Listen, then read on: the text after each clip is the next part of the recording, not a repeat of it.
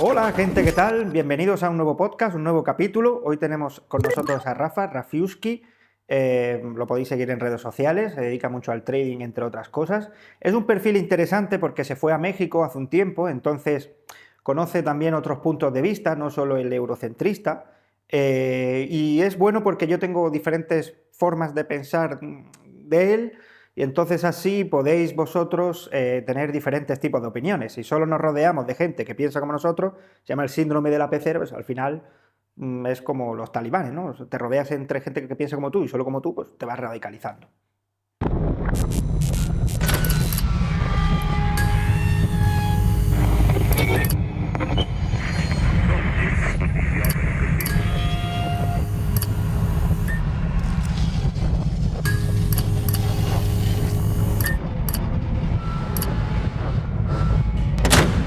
Bueno, Rafa, cuando digo que somos un poco divergentes, tampoco es que tú seas del Partido Comunista y yo sea aquí de extrema derecha. Bueno, ahora todo el mundo es de extrema derecha, pero me refiero a que yo sí creo en el Gran Reset y tú a lo mejor pues eres un perfil de esa gente un poco más taimada o puede ser otra gente con la que he trabajado y me ha dicho, el capitalismo tiene capacidad de adaptarse, ¿no? Sí, es que algunos veis un gran reset y yo veo el flujo y el círculo natural de la vida y de la Somos economía. los catastrofistas. Sí, a ver, el otro día precisamente en una conversación estábamos hablando de que se tienen que dar a veces condiciones muy extremas para que la economía, es que no me gusta se reinicie, pero vamos a utilizar tus términos Sí. porque estoy en tu casa mejor con tus términos, ¿no? Bueno, lo Pero dice el World Economic Forum. sí, pero a lo que voy es que los grandes hitos, que en ese momento parecen grandes hitos, que os gusta decir que es el cisne negro, que todas estas cositas, al final, cuando echas la vista atrás, han sido pequeños hitos que apenas han tenido. O sea, en la gran caída de los cracks anteriores, pues sí, por supuesto, cuando estabas inmerso en esa situación, durante 10 años, decías, no, qué locura, ha cambiado toda la economía. Cuando lo ves 100 años después, o sea, Todo es mucho más grande cuando estás en ese momento ahí. por supuesto. Entonces, ¿tú no crees que vaya a haber un gran reset duro, sino que habrá algún tipo de adaptación? Algo tiene que haber, o tú piensas que vamos a poder estar emitiendo moneda así porque sí. Pero sabemos que la situación es insostenible. Esto es como el fin del petróleo. Cuando yo era niño, ya vamos a empezar a entrar en materia. No, es Cuando yo verdad. era niño salían los dibujos animados que decían, faltan 20 años para que se acabe el A mí me lo petróleo. decían en el colegio. Claro, y yo te estoy hablando del año 80 y me decían en los dibujos animados, faltan 20 años para que se acabe el petróleo. Hoy se supone que, y por las nuevas formas de explotar petróleo y las nuevas, bueno, Todos los días se encuentran petróleo nuevo. correcto, no va a menos, sino que va a más, hasta tal punto que empiezan a dudar de cómo se creó el petróleo. O sea, imagínate. Pues al final ya a la postre llevamos diciendo, esto es insostenible, esto es insostenible, esto es insostenible, pero se sigue sosteniendo. Con un modelo que a largo plazo va a poder quedarse, es lo que no sabemos. Yo creo que sí se tienen que corregir excesos, como se corrigieron en el 2006, 2007, 2008, 2009. Ahí se corrigieron muchos excesos. Es verdad que otros no se han corregido, sino que se han aumentado. ¿Son las crisis financieras un método de ingeniería social? No, a ver, Porque se hacen cosas sí, ahí. claro que se hacen cosas. El tema es que yo considero la naturaleza cíclica de las cosas, no solamente de la economía, ¿no? Y estamos viendo, es como cuando nos hablan del clima, del cambio climático. Por supuesto que hay un cambio climático como lo lleva viendo toda la historia de la Tierra. Otra cosa es si tiene origen del hombre o no. El Sáhara era una jungla. Sí, sí, y España estaba sumergida en el Paleozoico, en el agua. Está muy bien. Los ciclos van produciéndose. En la economía se producen ciclos. La injerencia humana, claro, es básica porque sabemos que la política, sabemos que hay un montón de cosas que se meten por medio y claro que van a dar peso a las decisiones y a los cambios que se quieran dar. Pero también estamos viendo, por otro lado, que es como un sistema más complejo, porque incluso cuando los políticos o los técnicos intentan tomar decisiones en esa línea, a veces les sale el tiro por la culata, con lo cual a veces yo sí pienso... Sí, van improvisando mucho más de... Nosotros muchas veces pensamos que está todo súper planeado y lo que se ve es que van improvisando un poco sobre la marcha. Sí. Lo que está claro es que si ellos hubieran querido que el sistema explotara, pues no sé si te acuerdas del verano pasado que hubo varios bancos sistémicos que tambalearon y llegaron corriendo y le inyectaron pasta. Sí, y ahora China, creo que ha habido, no sé si conoció esta semana, que cuántos bancos en China habían quebrado y no se ha enterado aquí ni Harry. No se entera ni Dios. Bueno, los de BlackRock se olían algo porque se desapalancaron de muchas zonas y de muchos sitios. Al final, la naturaleza cíclica y la economía cíclica también, por supuesto que tiene injerencia, porque la economía es es la base de la humanidad, ¿no? Y luego te voy a hacer una reflexión sobre el tema del capitalismo y la economía, sobre la importancia que es para la raza humana, ¿no? Pero para que te hagas una idea, ¿qué pesa más? ¿El ciclo general por el miedo, por la incertidumbre y es lo que hace mover la economía? ¿O sí hay, como tú dices, una ingeniería social? Yo creo que hay una combinación de ambas. Lo que pasa es que la ingeniería social no está tan depurada y al final las masas reaccionan muchas veces de manera completamente distinta a como tienen previsto. No se puede controlar todo. Si hubiera una ingeniería social, no hubiera pasado lo que pasó en el mayo del 68. Las revoluciones de los finales de los 60, los principios de los 70, porque era justo retroceder para esa ingeniería que se estaba buscando. Entonces, al final y a la postre, creo que nos tienen cada vez más agarrados por muchos lados y cada vez sí vamos a estar más sujetos a esas posibles ingenierías sociales. Entonces, ¿a qué mundo vamos? ¿Qué mundo ves tú en una Europa que no crece? Es España, creo, el país que más está creciendo de la Unión Europea. Y yo lo que te he comentado antes, pues ahora mismo en España somos líderes de paro europeo, líderes de paro juvenil, y somos el país que más crece y no hay ni mecánicos, ni soldadores, ni electricistas, no hay de nada. Es que no hay de nada. Pues Entonces, ¿qué futuro ves tú en una Europa que no crece, en un sistema que se debe a sí mismo 3 veces y que solo sabe imprimir dinero y que encima de todo avanzamos a un mundo en el que vamos a tener que convivir con alta inflación? Eso del 2% se ha acabado. sí, eso se ha acabado. A ver, lo que yo sí tengo muy claro es que con el tiempo los cambios que se vayan produciendo, o sea, empezamos a hablar y empezamos a especular, ¿no? Las CBDC, las carteras de identificación digital, que van a ser una realidad en 10 años, queramos O antes. o no queramos. Yo pongo 10 años donde ya va a ser, donde vamos a estar todos subiditos, donde La cartilla sanitaria. todo unificado. Usted quiere recibir, aquí va por aquí usted. Y van a empezar, por supuesto, por... Pues porque no tiene sanidad, si no. Sí, así de sencillo. Estas son las reglas, ¿no? Y al principio es voluntario, luego voluntario con un poquito más de fuerza, luego te lo aconsejo y al final es a huevo, ¿no? Tú sabes que a mí no me gusta meterme mucho en esa espiral de, ay, a ver, eso lo tengo claro que va a pasar, eso lo tengo claro, no dudo bajo ningún concepto que va a pasar. Ahora está la rebeldía que tengamos nosotros como ciudadanos. Yo mi punto de rebeldía con la situación europea, pues yo no pongo mi dinero ni mi vida en un sitio distinto donde tenga mis ideas.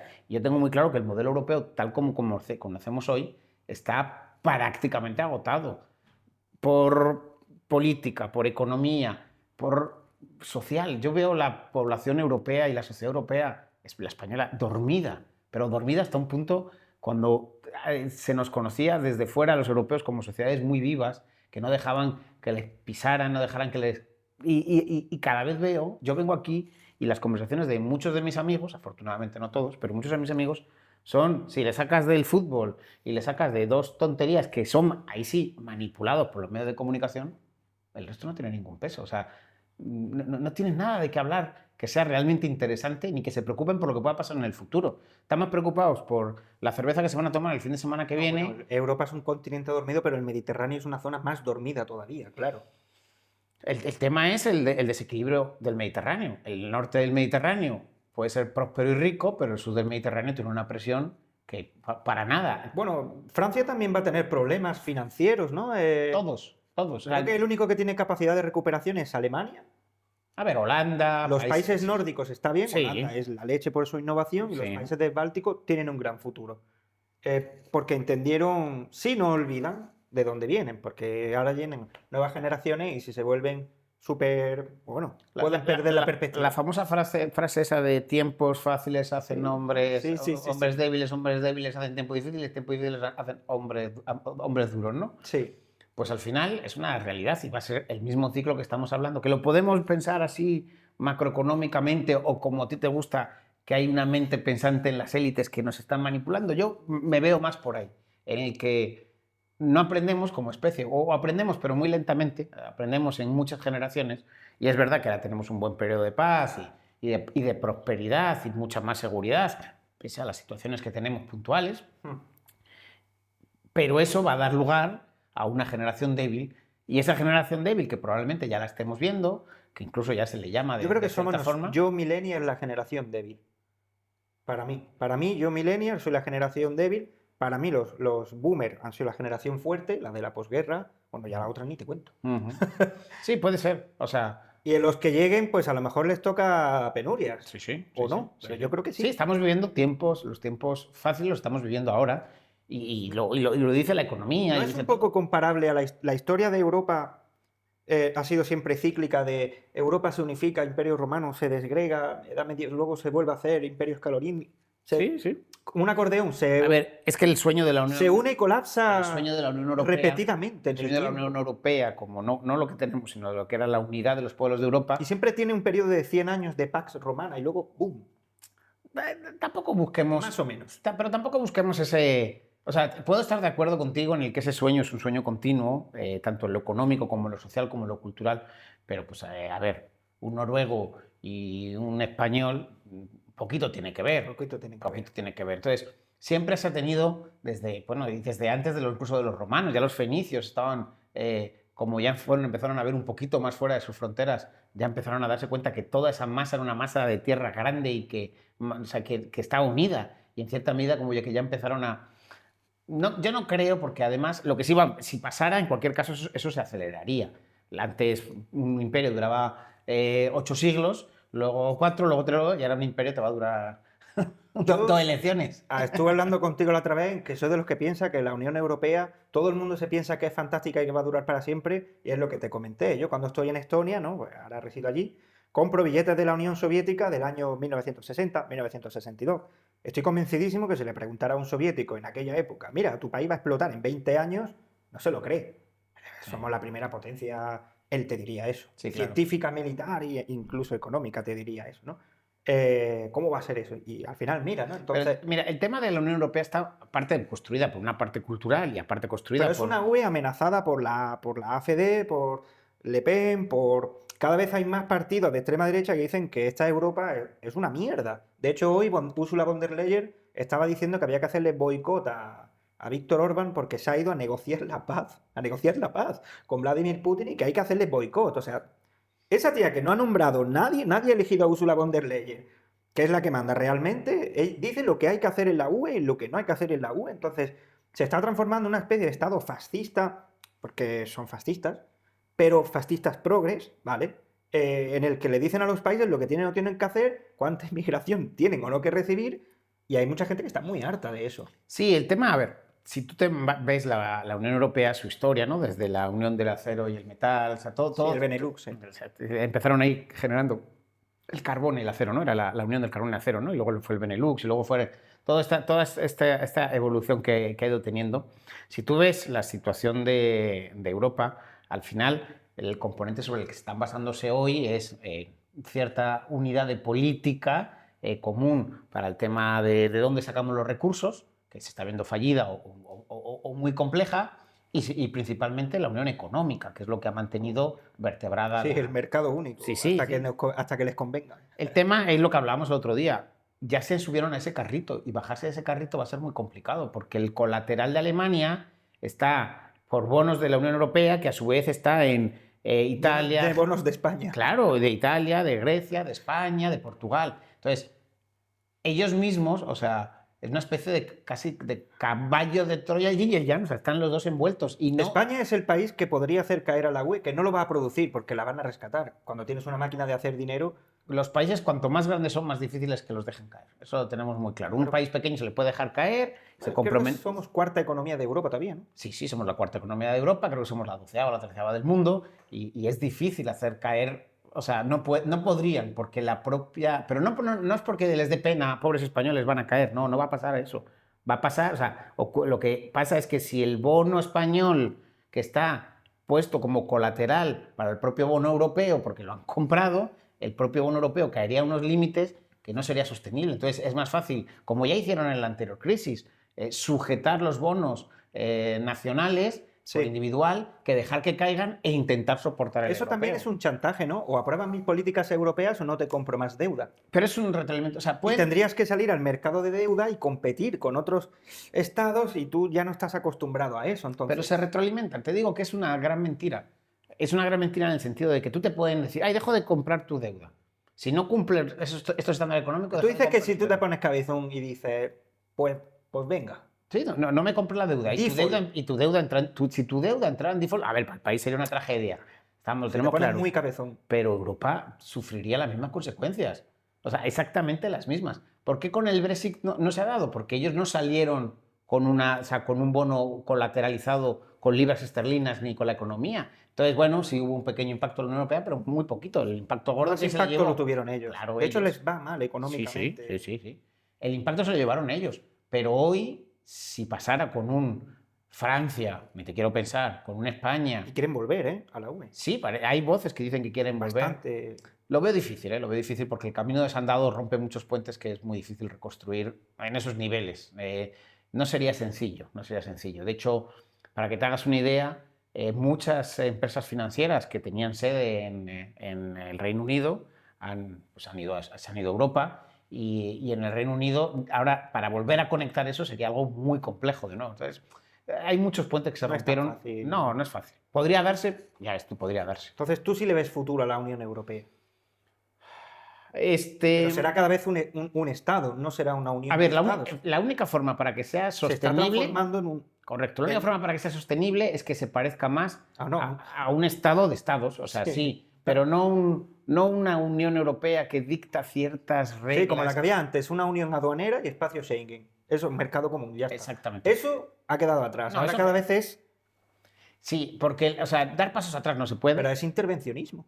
Claro, puro y duro, pero es que tienes alguna duda de que la economía europea Joder, es pero intervencionismo. nos han colado una dictadura alemana por la puerta de atrás, porque ahora tú no puedes llegar y hacer lo que quieras, porque te llegan y te dicen, no, porque por normativa europea alguien ha decidido en Bruselas, que es la Comisión Europea, que esto no puede ser. Y Bueno, te digo algo, y España no está mal balanceada a nivel de poder político dentro del Consejo de la Unión Europea. O sea, no está, por la población que tiene, está fuerte. O sea, ellos pueden hacer un bloque común por lo que les interesa y tienen bastante fuerza. Díselo a un Portugal o a un Grecia, esos son barquitos de cartón en una corriente. Y los del Báltico ya ni te cuento, tienen marionetas totales. Claro. Imagínate, países de 5, 6, 10 millones de habitantes, pues no tienen apenas. Y sobre todo de no incorporaciones, que las incorporaciones anteriores tienen Y en más un peso. escenario en el que la AfD empieza a ganar tanto peso que al final ganan elecciones, ¿está en su irse de la Unión Europea? ¿O está ahí? Ahí sí te digo. Como lo tenía Meloni, pero luego Meloni Claro. se ablanda porque realmente está Yo creo que todos estos líderes, de tanto izquierda como derecha, que llegan con un afán revisionista, rupturista, no sé qué palabra utilizar para no ver la negativa, ¿no? Pero con un afán de vamos a repartir cartas de nuevo porque esto no me gusta. Ahí sí llega la élite, y te sientan, te ponen las cartitas encima de la mesa, dice, mira, si tú eliges este camino. ¿Y cómo pueden chantajear a Alemania? Pero no es un a ver, si es que Alemania en este caso es el chantajeador. Está claro que Alemania. Eso sí, Alemania cae en manos de la AfD y que son antieuropeístas. Pues yo creo que incluso hasta estos poderes son tan fuertes que le podrían decir a Alemania, ¿te recuerdas lo que pasó hace 80 y tantos años? Podemos andar el mismo camino. De alguna forma, construimos un relato y lo andamos de la misma forma. Sí, la otra vez no fue muy diferente. Mucha gente, como la historia la escriben los vencedores, yo estudié historia y eso, podríamos hablar un poco ahora de las conexiones Estuvimos comentando que no es lo mismo quebrar un país, o ahora que hablamos de los bonos ahora, en comparación a antes del Bretton Woods, de la Segunda Guerra Mundial, porque se respaldaban en oro, había patrón oro. Claro. Y que no tenía oro, pues Alemania hacía los bonos MEFOS respaldados en industria. Y luego ahora de Austria. Ni siquiera en industria, en capacidad industrial, que es algo todavía así más sutil. Sí. Entonces, ahí sí que vimos unas devaluaciones del marco durísimas, estados quebrarse, pero también se vivió una época de los felices años 20, eso que se llama. Y ahora muchas veces escucho, como yo te he comentado, que es como que estamos viviendo otra vez los felices años 20. Todo el mundo viaja, porque todo el mundo viaja, hay gente que eso es así, hasta la gente pobre va a Tailandia, digo, si eres clase baja europea. Vale, no tienes para comprarte una casa, pero tienes el último iPhone, estás en Tailandia y hay un exceso de bienes y servicios, o no lo sé, porque lo que te he comentado, no hay soldadores, pero todo el mundo va a Tailandia, ¿no? Entonces, ¿crees que estamos en unos felices años 20, que esto va a deflactar de alguna manera, o es un nuevo modelo de No, es un nuevo modelo y además por la propia, si tú miras la composición social, el consumo va a ir a más. A nivel mundial, si tú miras la composición social a nivel mundial, en los 20 del siglo pasado, del siglo pasado decimos, la situación era de que había muchos desequilibrios. La población, primero había muchos menos habitantes en la Tierra. La población era mayoritariamente en el mundo, mayoritariamente pobre. Entonces, con que, lo que pasaba en Estados Unidos, lo que pasaba en 4 países de Europa, y se acabó. O sea, eso era la diferencia con el mundo, con lo cual... Lo vemos desde un punto de vista eurocentrista. Claro. Hoy en día el mundo no se parece absolutamente nada al 1922, 1923. No se parece en nada. Muchas veces... No, o sea, la composición del mundo me refiero. Claro, tú ves detalles que dices, pues esto la está Francia de ahora sí parece un montón a la del 36. Pues tiene su color, en el que justo estaban con algunos procesos coloniales en algunos sitios y empezaban con problemas parecidos. Al borde de una guerra civil. Correcto. Que eso lo dijo Macron hace poco, dijo que o ganaban ellos o que iba a haber una guerra civil. Al final, a ver... Tenemos el oso ruso amenazando otra vez en el este. Paralelismos puede haber, y claro que tenemos que estar atentos a los paralelismos, porque esos paralelismos son los que nos van a encontrar ciertas cosas para que nos sirvan de cuidado, mira lo que pasó la última vez, no volvamos a caer en el mismo error. Pero ha cambiado tanto que también buscar paralelismos es cuando, y ya sabemos que aquí somos los dos bitcoiners, ¿no? Es que va a pasar siempre lo mismo. A ver, estamos hablando de una historia muy pequeña.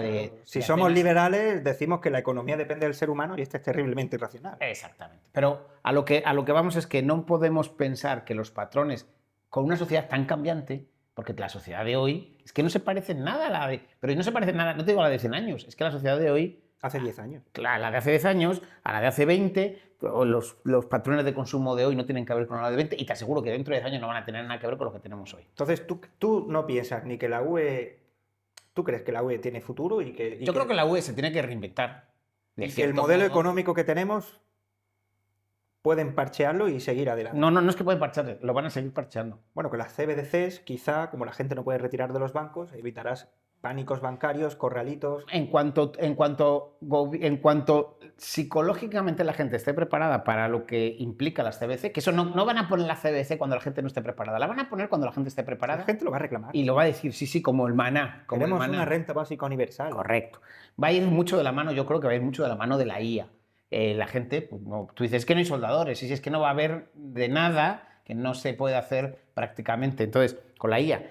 Y vamos a ver cómo mucha parte de la sociedad va a reclamar esa renta básica que va a recibir a través de las CBDC. Eso está clarísimo. Eso lo tenemos... Es el que quiera documentarse, puede mirarlo en internet, que ya se está probando con éxito en Alemania, lleva ya camino de... Este sería el 4.º año, y al 2.º año dijeron que fue un éxito. Sí, y al final va a entrar porque va a entrar seguro. Entonces, son suficientemente inteligentes que no lo van a poner cuando hay una oposición. Lo van a poner cuando eso lo perciban como el maná, como lo que va a salvar a la gente. Entonces, ¿para eso no necesitas llevar a la gente a una situación de crisis y catástrofe? No tiene por qué ser. Es que tú a lo mejor te gusta el parteaguas, el cisne negro, algo que venga terrible. No, puede ser poquito. Si es más fácil, poquito. Si la realidad sabes que la rana no salta con el agua cuando la calienta poco a poco. Entonces, probablemente empiezan a subir ligeramente los niveles de paro.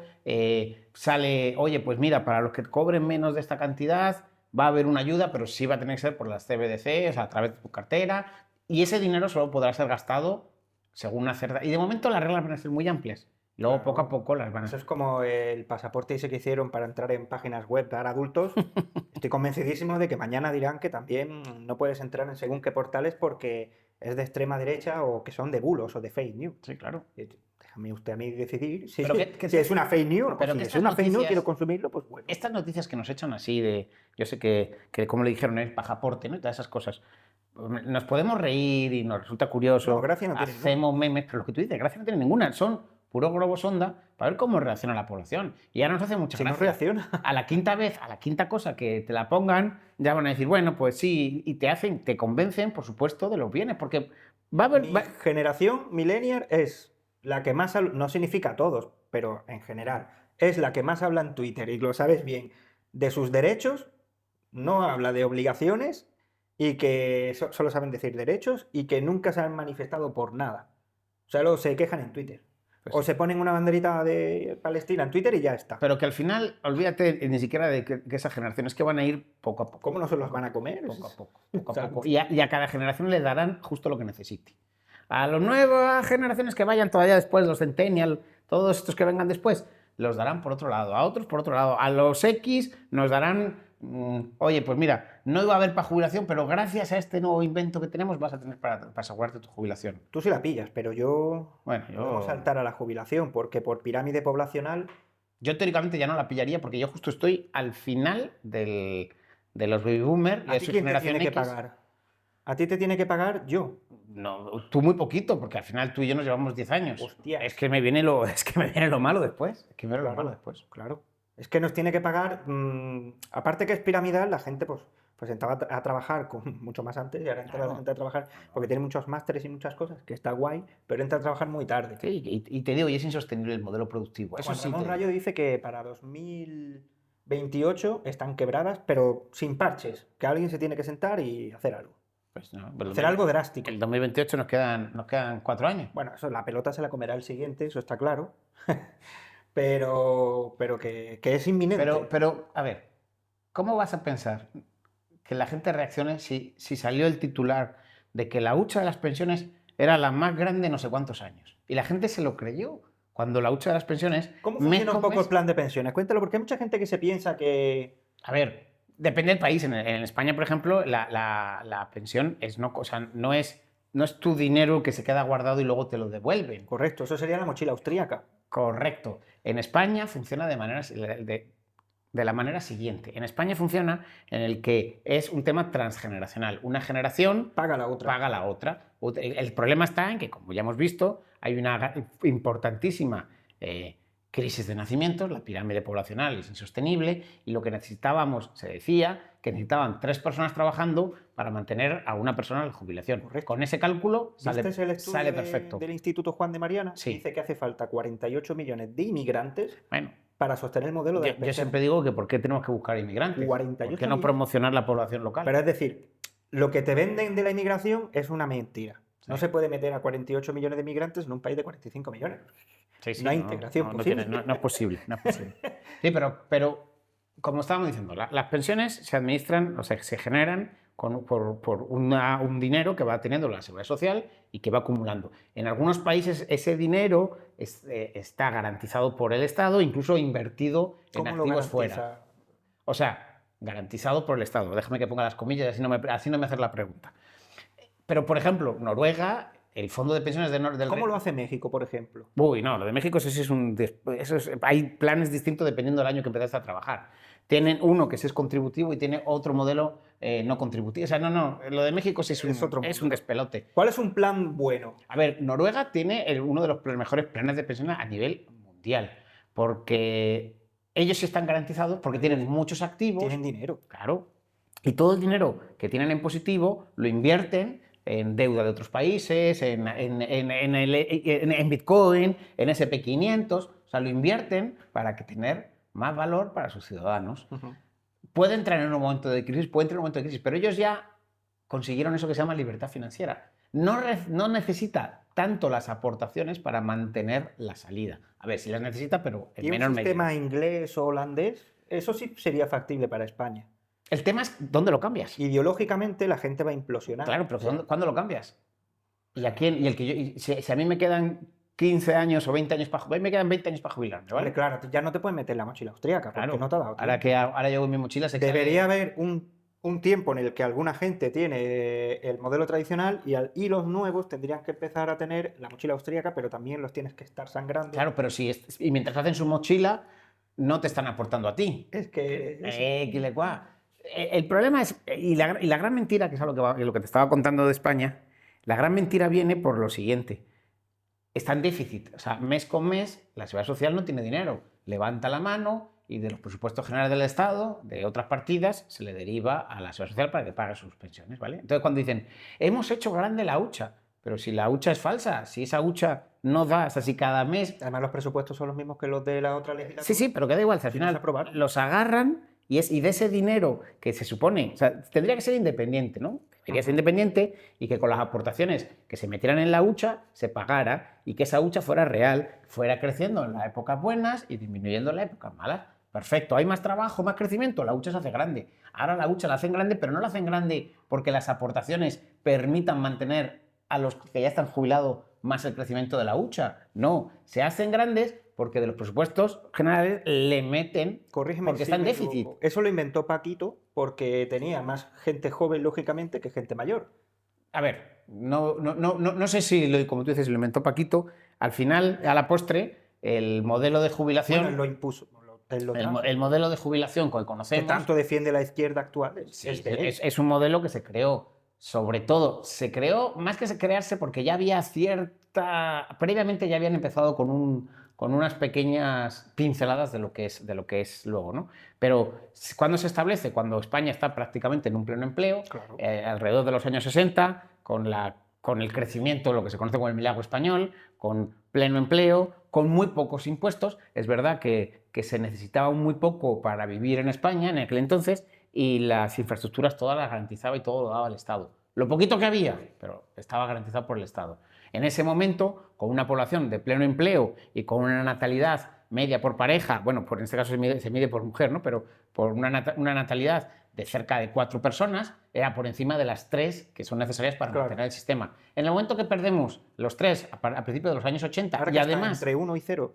No, está en 1 y poquito. En 1 y poquito, 1.1 aproximadamente. Entonces, Cero. no está el relevo generacional. 1 gato. Pero oye, pero que el relevo generacional no es un problema de España, es un problema de toda Europa. ¿Y sabéis para ¿Y qué? de China? No, y de China y de la India. Bueno, es que lo de las Indias ya, para que paren ya porque... Perdón, pero es que el relevo generacional en Europa está complicado. En China es imposible. O sea, ¿por qué? Pusieron la política del hijo único durante mucho tiempo. Además, creo que es algo de cuando un país se desarrolla, pues... Pero se juntan las dos cosas. En un momento en el que estaban desarrollándose mucho y que todavía podrían atraer mucha población y que estuvieran en un boom de población, ya tenían la regla del hijo único, que solo te permitían tener un hijo y a ciertas personas muy específicas le permitían tener un segundo hijo. Pero pueden compensar su falta de natalidad con innovación, que los chinos sí que la tienen. Sí, pero la innovación, de momento, con estos modelos que tenemos, la innovación no ocupa la vivienda, que es el problema que se está encontrando China. Claro. Que tienen vivienda vacía, por mucha innovación que haya. ¿Qué vas a poner? ¿Granjas de innovación? Tenían una burbuja inmobiliaria terrible. No, tenían no. Tienen. Tienen y, Bueno, va a explotar los 4 o 5 siguientes años, porque se ha tapado con mucho dinero del Estado para evitar que si fuera un quiebre total. Pero la burbuja... Pero la de la China se la sabe todo el mundo. Antes de saltar a China, la de India todavía no explota, ¿no? va a explotar y mucho peor, ¿eh? Cuidado que la de India va a ser... A ver si vamos a acabar el podcast y tú eres tan catastrofista y no yo. ¿Va a explotar la China? ¿Qué tal la India? No, pero es que mucha gente no sabía que la India tenía... Espera, volvamos un poco y ahora saltamos. Es que a mí siempre me gusta dar a la gente soluciones y no problemas. ¿Qué solución le das tú a las pensiones? Yo le digo a la gente que, mira, que inviertan ellos. Ahorro e inversión. Gente de mi edad, pues digo que no esperes a que un gobierno... Coño, tienes el MSCI World, por ejemplo. No es una recomendación financiera, pero si no hay MSCI World, no hay mundo, prácticamente. Y cualquier fondillo de inversión ahí te sirve.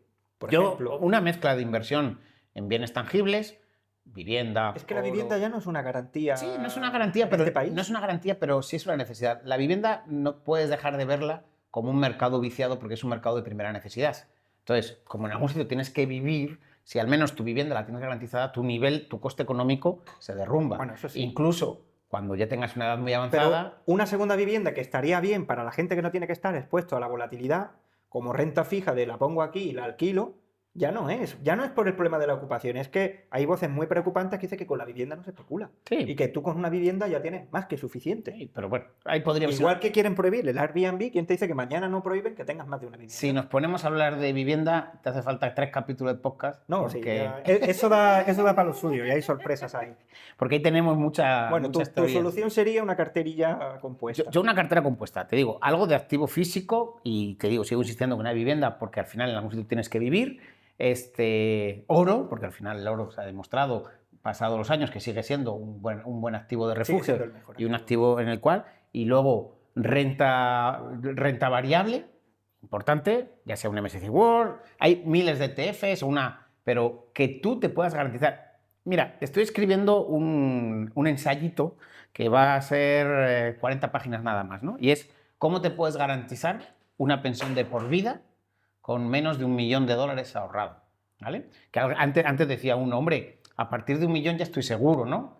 Sí, claro, métele la inflación dentro de... Equilecua, equilecua. Bueno, pues yo estoy haciendo como una pequeña guía, que es un juego, porque empezamos por 1 millón, pero luego empezamos a replicar con menos dinero. Y se puede establecer que si en el momento de tu jubilación tienes al menos a día de hoy 500.000 euros ahorrado, Que con el interés compuesto no sería una locura. no sería una locura. Pueden ser Si tienes una vivienda... casi 300 o 400 al mes. Si eso pues, vale una vivienda, Sí. si has tenido una segunda vivienda, hay posibilidades ahí. No estamos hablando de ciencia ficción. Te puedes garantizar tu pensión hasta el fin de tus días, con ese dinero, independientemente del dinero que te dé el Estado. A ver, claro, el problema es que el Estado en España no solamente te da la pensión, es que también te está dando el servicio de salud. Es que también te está asegurando otra serie de cosas. Para un jubilado, las dos partidas más caras que tendría, bueno, la principal es el tema de salud. Cuando tú estás en un país que no tiene sistema de salud... Insostenible también en los Los presupuestos. seguros son... No, los seguros, si tú eres una persona privada y tú dices, yo me pago mi seguro de salud. Cuando eres joven, el seguro de salud se paga fácilmente. Cuando tienes 60 años, 65 años, tu seguro de salud No se que quiere dispara. echarte y busca la mínima para echarte Pero y te pueden imponer un chequeo para echarse para atrás. Pero aunque no lo pudieran hacer porque tú estés antes, por todas esas razones, los cálculos son insostenibles. O sea, no va a haber dinero, no vas a tener dinero para que a los 75 años tú sigas con ese ahorro, ¿vale? Entonces, como el Estado es el que te está dando por un lado la pensión y por otro lado la sanidad, si quebrara el Estado y tuviéramos que depender solo de nuestros recursos, ahí sí se pondría, como dicen, color de hormiga. Entonces, esperemos que esa reducción de las pensiones sea una reducción puntual y que los que se hayan preparado con su ahorro privado puedan compensar. ¿Y cuánta gente conoces tú que se haya preparado con su ahorro privado? Aquí en España muy pocos. En el resto del mundo es lo más normal del mundo. Yo no conozco, por ejemplo... Que no tienen a un papá de Estado. El problema es que si tienes a un papá de Estado ahí, pues te relajas. Claro, pero... No te preocupas. O te desconfías, o el Estado es claro. Mira, me preguntabas del modelo de México. La gente que se jubila, que empezó a trabajar después del año 90, vamos a ponerte un caso, sus jubilaciones van a ser de miseria. Aunque haya sido director general de una compañía, la jubilación que te va a dar el Estado van a ser menos de $1.000 dólares. Pero ellos tienen acceso a productos americanos, que van como un tiro. Y da igual, pero olvídate del acceso, porque el acceso tú sabes que podemos encontrar siempre acceso. Al final es la mentalidad. Si yo sé que el Estado me va a dar una miseria el día que me jubile, claro, si no tengo recursos para ahorrar, pues me tendré que conformar con lo que me da el Estado. Pero si tengo recursos, inteligencia y un poquito de ganas, ahí sí empieza a sumar no solamente el dinero que me da el Estado, el poquito que me da el Estado, más lo que yo consiga juntar. Ahora mismo hay una mesa de trabajo que quiere cambiar o está buscando cómo cambiar la jubilación en España de momento para reducir las más altas, sobre todo en personas que tengan otra fuente de ingresos, que me parecería justo. Oye, si yo tengo 2 pisos, estoy jubilado, tengo 2 pisos que los tengo alquilados... Si él lo cotizó... Sí, pero pues se están viendo que va a ser la única forma en la que puedan reducir un poquito esa... Y parece que quieren empezar con las máximas. Porque ya no se puede estirar más. ¿Quién va a trabajar hasta los 67 años? Es ridículo. Pues esto no me va a tocar a todos, eso tengo claro. Es imposible. Es que es imposible. Qué lástima no haber pillado una época de esas de bonanza de prejubilaciones en Movistar, ¿qué? Pues sí. Pero ya no hay para eso. Bueno, podemos pasar a otra cosa si quieres. Va. Vamos a hablar un poquito de bonos, futuro de la UE. Tú sí le ves futuro a la UE. Un poquito también haciendo un repaso de este tipo de cosas. Podemos saltar, si quieres, a algo un poquito más personal. ¿Por qué te fuiste a México? ¿Qué oportunidades encontraste en México que no pudiste encontrar en Vietnam? Bueno, a ver, México es un gran país para la inversión, es un gran país para el crecimiento empresarial. La verdad que, en general, los países de Iberoamérica son muy buenos lugares porque hay una mentalidad de... Por eso mismo no está el papá Estado o es tan deficiente que la gente se tiene que buscar las habichuelas por sí mismo. La cercanía con Estados Unidos, que en algunos casos dicen tan cerca de Dios y tan cerca del infierno, tan cerca del diablo, pues también trae cosas buenas y cosas malas. Y a mí mi posibilidad me salió de que pues, fue posterior a la crisis que se desató aquí en Europa. Si no hubiera habido una crisis, no hubiera sido más. Probablemente no. O sea, yo empezaba a estar muy cansado de la mentalidad y de hecho ya había empezado a sondear alguna opción fuera, pero no era un hecho.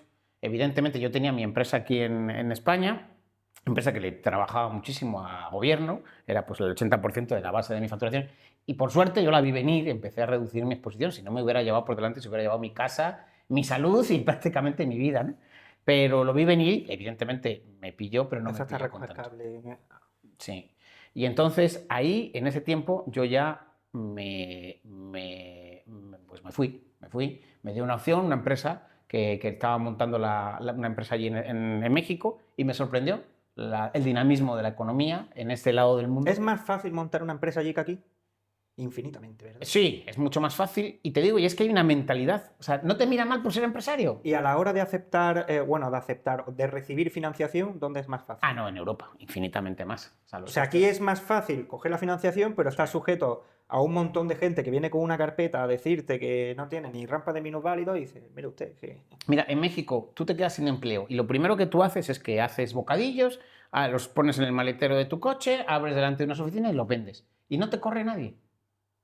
Alguno dirá, ay, qué barbaridad, si no hay No tienes control el control de sanitario, alimentos. si no hay... Claro, claro. Claro, y yo no estoy diciendo que sea el modelo perfecto, yo no estoy diciendo que sea el modelo perfecto, pero entre el modelo hiperregulado, en el que hasta el tapón de la botella te dicen cómo tienes que beber a morro. No, ya no se quita el Ya sé, tapón, por ¿lo has eso, por visto? eso hago el Qué chiste. asco. Por eso hago el chiste. Y el momento que tenemos, que hay en otros países donde todo vale, haber un término medio, que en el medio suele estar la virtud. Si en general Estados Unidos, en general muchos países de Iberoamérica tienen unas posibilidades, un ecosistema mejor para crear e invertir.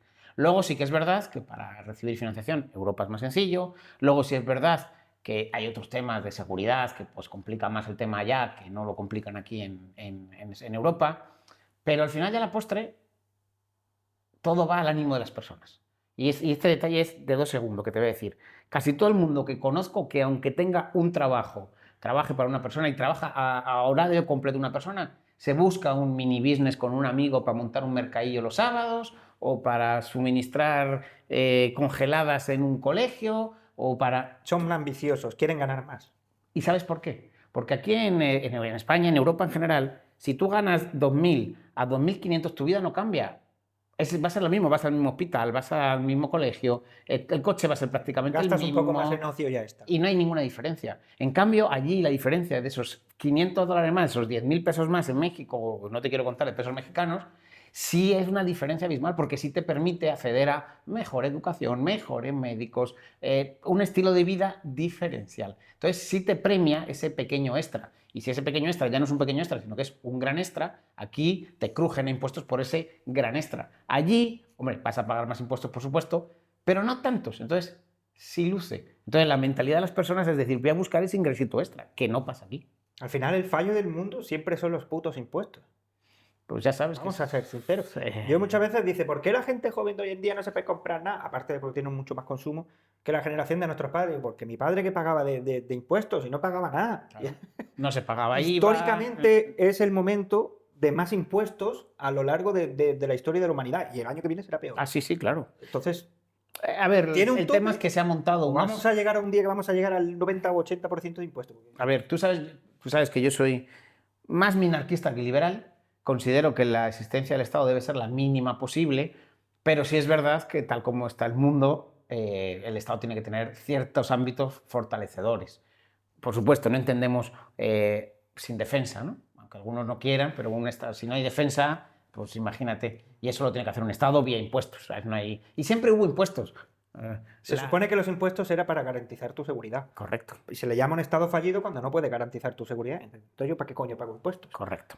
No. Pero al final los impuestos vamos a considerarlo como un mal que es necesario, pero no creciente. El problema es que el impuesto, el gobernante ha encontrado la forma de meter la mano en tu bolsillo cuando quiere, como quiere, y puede ejercer toda la violencia del Estado para hacerlo. Con lo cual, ese es el problema, que no estamos en una situación... Sí. Nadie puede ver bien los impuestos. Hasta no creo, mira, ni creo que la persona con el corte Bueno, más les social... sale mal la cabeza y ahora es mucho la progresía, lo llamo progresía porque son eso, son progres, pero hipócritas, ¿vale? Okay.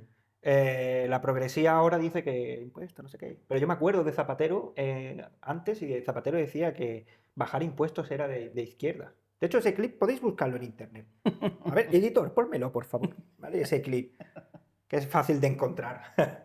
A Zapatero diciendo que es de izquierda al bajar impuestos. Es que es importante recordar estas cosas. Pero así está la cosa. Pasamos ahora a hablar un poquito de algo de más divertido. Claro. ¿Qué activos le ves tu futuro? ¿Cuáles son los que más te gustan?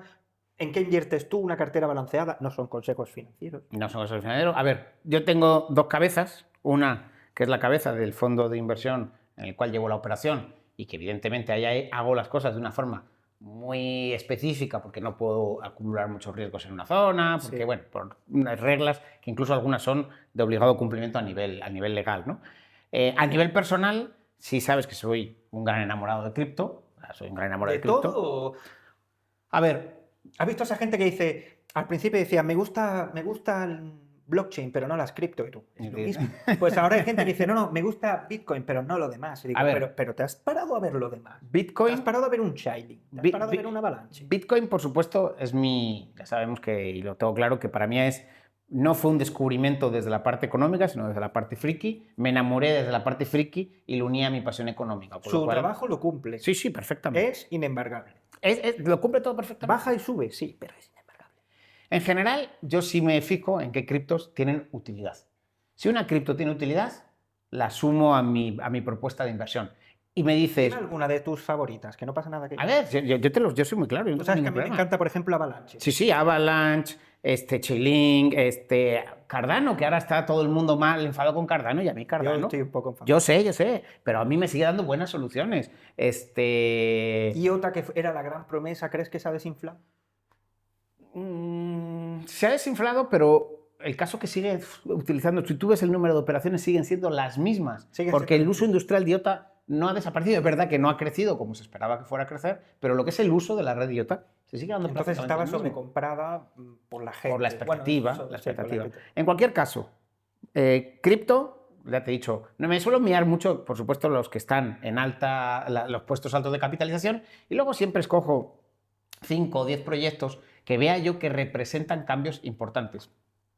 No invierto en ranitas, no invierto en perritos, a menos que como buen especulador pues me gusta también, si veo una dinámica que me puedo sumar, pero es más bien juego, eso es como un poquito de gambling. Correcto. Y sí invierto mucho, principalmente en activos de renta variable de la Bolsa de los Estados Unidos. ¿Te gustan las rentas fijas? Muy poquito lo tengo porque es necesario en una cartera diversificada. Tengo un producto que me he creado para mí de un yield variable en el cual tengo dividido entre bonos del tesoro de distintos países, algunos de alta rentabilidad y otros de media o baja. Como por ejemplo, algunos de alta rentabilidad. A ver, Brasil el año pasado fue un súper éxito. No está tan mal Brasil. No, ahora empieza a ir para atrás. Pero ya sabes, Se supone que iba a ser una potencia de nanotecnología. Sí, pero bueno, les está empezando a ir mal. No voy a decir por qué, porque ya todo lo vais a buscar en internet y vais a saber por qué les está yendo mal. Pero a lo que voy es que... Es un poco como la India, gran promesa, pero... Por ejemplo, el bono de Brasil ha estado muy interesante para poder no tradearlo, pero sí tenerlo y que te dé rendimiento. ¿Pero a vencimiento? ¿No? Sí, a vencimiento. Ha habido bonos, han estado pagando muy bien, o sea, pero muy bien por encima del... Es que yo llevarme un bono a 10 años. No, pero hay a 3. 1, 2, 3 años que puede ser muy interesante. Sí. Y te digo, y renta variable, principalmente yo en Europa opero muy poquito. Siempre tengo algo, pero... ¿Qué es lo más exótico en tu cartera? Yo, por ejemplo, como te comenté, los CDS, Default Credit All Swaps de Grecia, Italia, España, vienen en una cesta. Tengo algunas posiciones también de swaps, sobre todo vinculados a que fracase el cambio de todo el rollo solar y toda esa línea que va por ahí. Puede ser. Ahí tengo un poquito, si quieres considerar eso exótico, es bastante exótico. Y luego también invierto... ¿Tienes CDS contra la energía solar? No tanto con energía solar, sino sobre ETFs que están apostando a todo el tema. De estos verdes. Correcto. Pues no tienen que estar tan mal porque recogieron cable de ahí. Correcto. Ha dado buenos rendimientos. Fíjate que desde que recogieron cable muchos fondos de inversión ya no hay tantos pines de colores. ¿No te has dado cuenta? Que ya no hay tanto pin de color. Pero si quieres una inversión divertida y así que yo me metí mucho en todo el tema de escasez. A mí me gusta el agua. Pero no el agua los productores, sino los que gestionan la escasez de agua. Ahí estoy muy metido. ¿Qué empresas hay? Hay uno que es Pitket, la gestora, y tiene varias empresas de agua. Ese está bastante Tú tienes bien. que mirar todos los que gestionen depósitos, los que gestionen depuración, los que gestionen productos muy relacionados a la escasez, a sacar rendimiento de agua que tradicionalmente no pueda ser usada. O en zonas áridas o desérticas. Yo invierto mucho en una empresa que es mexicana, pero que está en toda Latinoamérica, que se llama Rotoplas, que han sacado muchos temas alrededor del agua, pero no el agua por el agua, sino para combatir la escasez de agua y llevar agua a lugares donde normalmente no la hay. O que tú tengas agua en tu casa, aunque, Sí, que eso con innovación se puede arreglar. o aunque tengas 20 horas de corte de agua, que te corten el agua 20 horas al día en tu casa, sigas teniendo agua. Es que en tu estamos casa. muy acostumbrados nosotros al agua, pero vi un reportaje en El Salvador, pues estuve viendo, ¿no? Y fuera de la capital hay mucha gente que tiene agua de lluvia. Sí, sí. Digo, qué duro. No, y es que una cosa muy... Es que vivimos una burbuja, Sergio, vivimos una burbuja. Sí, sí. Entonces, ese tema, por ejemplo, del tema relacionado con escasez Y luego dicen, de España agua... es una mierda, hay que irse de España. Y luego muchas veces piensa y dice, no está tan mal. Es que España tiene sus cositas. Luego lo comparas y según con qué lo compares, ¿sabes? Dices, mira, no está tan mal. Sí, pero también es como te puedes comparar... Juego mal al baloncesto, pero me puedo comparar con un niño que no camina o con Pau Gasol. Yo es que prefiero compararme con Pau Gasol e intentar mucho, llegar a su te nivel. lo dije por Suwałki, cuando cruzo de Polonia a Estonia que voy en coche, y paro allí muchas veces y digo, hostias, tienes una putada vivir aquí en Suwałki. Tienes a Rusia, tienes a Bielorrusia, el estrecho es así, ¿sabes lo que te digo? No. Sí, sí, Y sabes que vas a pillar. Sí. A ver... Entonces siempre se puede estar peor. Pero cuando yo vengo a España, por supuesto que tenemos una calidad de vida alta, sistema social, todo lo que tú Hombre, quieras. se podría estar mejor. Yo me quejo porque digo que se podría estar mejor. Es a lo que vamos. El que no estemos mal no significa que no veamos los riesgos que podemos tener para que esto vaya a la mierda directamente, porque sea insostenible. Entonces, el que lo estemos vigilando y el que queramos algo mejor, no es que no queramos lo que tenemos ahora, sino que estamos buscando pues, una forma un poquito mejor y sobre todo que esto llegue a nuestros hijos o a nuestros nietos, porque al paso que van, a duras penas nos van a llegar a nosotros, imagínate a nuestros hijos. Bueno, tú que estás en México ya por último, pues te tengo que preguntar un poco por México, que lo conoces mejor que nadie, si crees que será un país desarrollado completamente o tiene sus problemas, pero es un país que tiene mucho potencial, porque tiene a Estados Unidos ahí, a Canadá, Sí, podrían sí. fabricar todas las mierdas que compran en China, Pero, por ejemplo, y que no requieren de una alta tecnología. A ver, han tenido una oportunidad ahora con todo el tema del nearshoring, porque muchos vehículos que se consumen en todo el continente se producen en México. Pero son muy llorones. Eso es lo que les pasa. Pero No individual, sino el gobierno ese que tiene. no, pero que a lo que voy, y si puedo hacerte el argumento tienen muchas oportunidades y algunas sí se aprovechan y otras no. Como sí tienen el hambre de buscar crecer, sí es un país con mucho potencial. El problema es que, pues, el mayor problema que les acosa es el tema de la seguridad. O sea, y es indudable que hay un problema gravísimo con la seguridad. Más de 100 fallecidos al día por violencia en un país. ¿No pueden o no quieren resolverlo? Yo creo que no. Ahora mismo es imposible. Ahora mismo es imposible. Sí, no podrían decirle a los Estados Unidos, métete aquí ya. No, eso no lo van a hacer tampoco. Pero no va a pasar. O sea, está coligado el poder político y este poder en las sombras está unido. Bueno, ya el Obrador ese no está, pero yo lo que vi es que era muy llorón. Estaba ahí siempre quejando. Bueno, pero ha tenido una política de victimismo y el Pero no victimismo se sabía aprovechar. Se Sí. tenía que haber sentado allí y haber dicho, China es una mierda y es comunista y está muy mal, ¿no? Pues venga, yo voy a fabricar Pero ¿cómo todo. va a decir eso si él pertenece al grupo de Puebla y pertenece a todos los que están detrás del globalismo de izquierdas? Es imposible que lo haga eso. Por eso te digo que no aprovechan su situación. No, pero lo ha aprovechado con sus retos políticos. Es el presidente que se retira con mayor aprobación. La que lo va a sustituir, porque aquí no se pueden reelegir, la que lo va a sustituir es como su mano derecha, que la ha puesto ahí, y ha tenido la mayor aprobación en las elecciones. Entonces, Eso es lo bueno que han tenido los chinos, que no se han dejado de No hacen tonterías, elecciones, toma por culo. ni de ideologías, ni de nada. Ellos han dicho, nosotros vamos a ser la fábrica del mundo y os reís de nosotros, ya veremos en 10 años. Y ahí los tienes. Pues sí. Te digo, tiene muchos retos y yo creo que puede llegar muy lejos. Creo que es bueno invertir en México A ver, como la espectacular. potencia que es a nivel de materias primas. Es uno de los mayores productores de cobre del mundo, con muchas oportunidades con el nearshoring. Tiene dos salidas al mar. Tiene dos salidas más, una economía muy dinámica. Ahora mismo, de hecho, han construido en el istmo un tren que va a competir con el canal de Panamá, porque quita los contenedores de un sitio y se los lleva a otro en muy poquitas horas. Entonces sí, Sin todo el impacto ecológico. Claro, requieren dos barcos, pero al final y a la postre es mucho mejor que el canal de Panamá. Entonces, Además está teniendo problemas por escasez de agua. sí, claro. Entonces es una solución que están haciendo. Está una gran posibilidad de inversión. Si es verdad que a mí si le quitaran el tema de la violencia y que fuera un Estado que además protegiera un poquito más al pequeño ahorrador y al pequeño inversor, sería para mí un lugar perfecto. Pero un sitio donde cualquier Me ahorrador... parece que es el más candidato, como tú dices, de toda Latinoamérica, pero o Iberoamérica, pero tiene que acercarse un poquito más a los Estados Unidos. Está demasiado cerca, me caso. Está demasiado cerca. Para lo malo está demasiado cerca, es el problema. ¿Sabes lo que te digo, no? Sí, Económicamente hablando, pues... A ver, está muy cerca. Canadá, Estados Unidos y México tienen el Tratado de Libre Comercio. O sea, Sí. no tiene aranceles entre ellos. Imagínate, a nivel ¿Lo económico... hicieron hace poco? Ha habido una renovación. Allá había otro y ahí hicieron una renovación mucho más ambiciosa. Pero... Y por eso les va tan bien. Sí, sí. Bueno, es una de las razones. Es una de las razones. Sí. Hay muchas razones. Es muy complicado el tema de México porque hay muchos motivos, muchas razones y muchas cosas para analizar. Pero en general creo que es un país que puede crecer mucho, sobre todo si consigue limar este tema de la seguridad y da seguridad a los que invertimos allí, porque al final al postre pues no estás a gusto cuando estás un poquito más preocupado por tu seguridad que por realmente tu vida a día. Eso se podrá mejorar. Cuando quieran, con tecnología, pues con el tiempo habrá cabida. Veremos. Drones suicidas a la gente. No, es broma, es broma.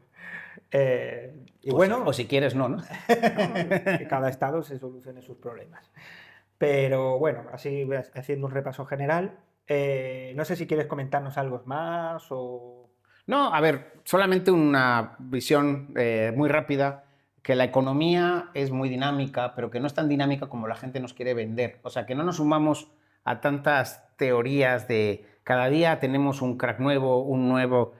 Todo el mundo quiere vender el clic y la noticia, y especialmente los medios de comunicación nos hablan de 1000 cosas de esas. Hay que tener mucha paciencia y no dejarse llevar por las 1000 ideas que soltamos por redes, porque hay... Y los ciclos económicos son más lentos. No tienes que estar tomando decisiones cada minuto ni cada día y si me apuras ni cada mes. Puedes pasar trimestres enteros sin tomar decisiones. Con lo cual, aunque veamos mucha información y pensemos que el mundo va a reventar en los próximos 5 minutos, no pasa así. Entonces, tanto por política como por económica, leerlo todo con mucha calma, con un cafetito y no con la presión de que todo va a reventar mañana. ¿O sí? Bueno, gente, espero que os haya gustado y muy importante, estamos buscando patrocinadores para poneros aquí en un banner, un cartelito aquí detrás o lo que sea. Te va a haber mucha gente con inteligencia y con inteligencia financiera, que es muy importante, o sea que no está mal y necesitamos perrillas, o sea que ya sabes, escríbeme para ser patrocinador. Nos vemos, un saludo y hasta luego.